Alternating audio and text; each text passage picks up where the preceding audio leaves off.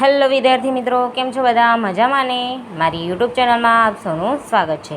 તો આજે આપણે જોઈશું 12th science chapter 7 alcohol, phenol અને ઇથર સંયોજનો.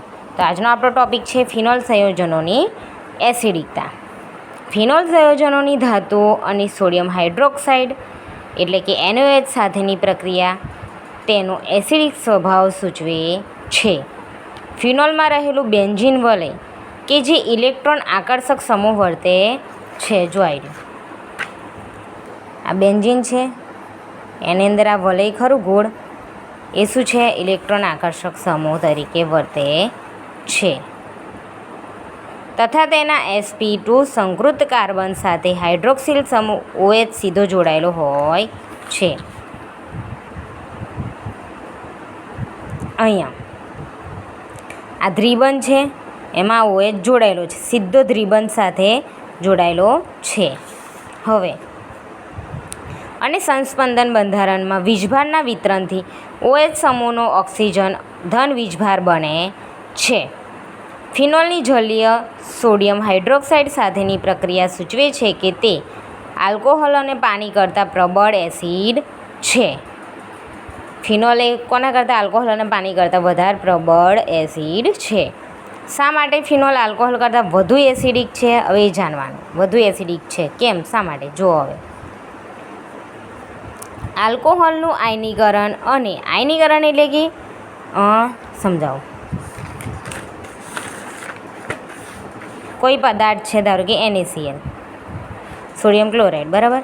હવે એને આપણે પાણીમાં નાખીએ છીએ. પાણીમાં નાખીએ તો Na+Cl- બેઉ છૂટા પડે. તો બે તત્વો છૂટા પડવાની ક્રિયાને શું કહેવાય? આયનીકરણ. આખો NaCl છે એ પાણીમાં જાય છે, ઓગળે છે અને તૂટે છે, તો Na+ અને Cl- બને છે. Na+ ને Cl- બને તો શું કહેવાય? આયનો તૂટવાની ક્રિયાને બે તત્વો છૂટા પડે છે, તેને શું કહેવાય? આયનીકરણ. અને ફિનોલનું આયનીકરણ, આલ્કોહોલનું આયનીકરણ અને ફિનોલનું આયનીકરણ, બે તત્વો છૂટા પડે એને શું કહેવાય? આયનીકરણ. તો R bond O bond H. હવે ઓક્સિજનની જો સહસંયોજકતા કેટલી હોય? 6. તો 1 2 3 4, 4 અબંધકારક છે, 5 ને 6 બે બંધ જોડે જોડાયેલા છે. તો જો અહીં હાઇડ્રોજન છૂટો પડે છે, પણ જો અહીં 1 2 3 4 5 6 6 ઇલેક્ટ્રોન તો છે, પણ વધનો આ ઇલેક્ટ્રોન આની જોડે બોન્ડ બનાવે તો 7 થઈ ગયા. તો હવે વધનો આવ્યો કઈથી? તો જે હાઇડ્રોજન હતો જોડેલો એને એનો એક ઇલેક્ટ્રોન આને આપી દીધો. હવે આવો એક ઇલેક્ટ્રોન લે છે એટલે એના પર શું આવે? Minus charge. અને આવો આપે છે તો આના પર શું આવે? Plus charge. ઇલેક્ટ્રોન લઈ લે છે તો માઇનસ અને ઇલેક્ટ્રોન આપે છે તો પ્લસ. જો અહીં હવે આવી રહ્યો, હાઇડ્રોજન આને ઇલેક્ટ્રોન આપી દે છે તો માઇનસ, અને આને હાઇડ્રોજન ઓક્સિજનને આપે છે એટલે પ્લસ.